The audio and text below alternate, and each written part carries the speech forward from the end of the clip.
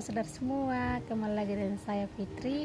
Hari ini saya akan berbicara tentang suatu hal atau memberikan informasi yang memang seringkali tidak hal baru begitu dalam kita punya kehidupan. Ya, ini sedikit tentang anak yang berkebutuhan khusus, khususnya anak yang menunjukkan gejala gangguan spektrum autisme atau disingkat GSA.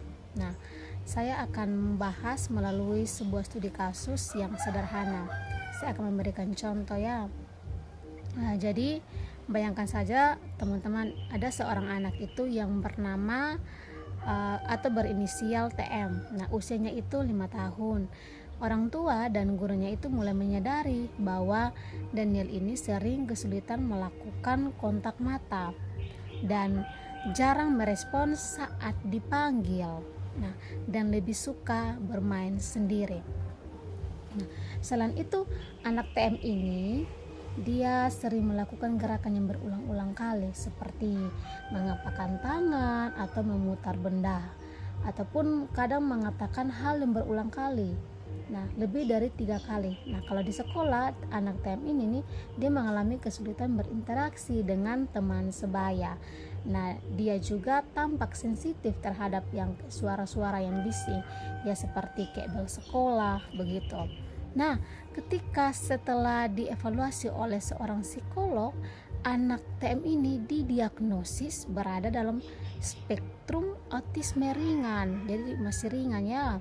Nah, diagnosis ini penting untuk memberi label, tetapi untuk memahami kebutuhan anak TM dan membantu mengembangkan potensinya. Nah, jadi kita bisa melihat bahwa melalui kasus dari anak TM ini kita belajar 3 hal yang penting.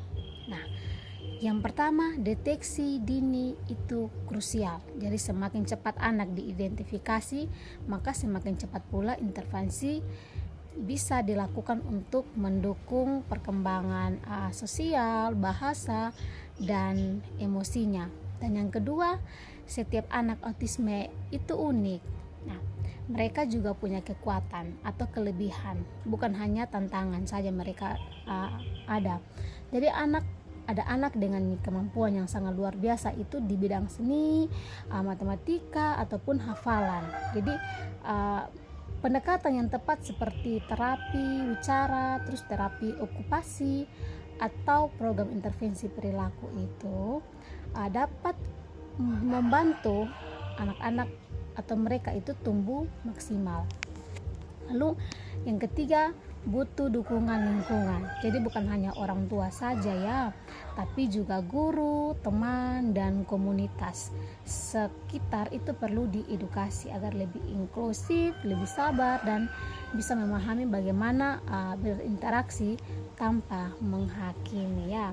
Jadi dengan pendekatan yang penuh kasih dan pengertian, anak-anak yang seperti anak TM itu bisa berkembang. Jadi mereka bisa merasa diterima dan menunjukkan bahwa mereka itu punya bakat yang terbaik.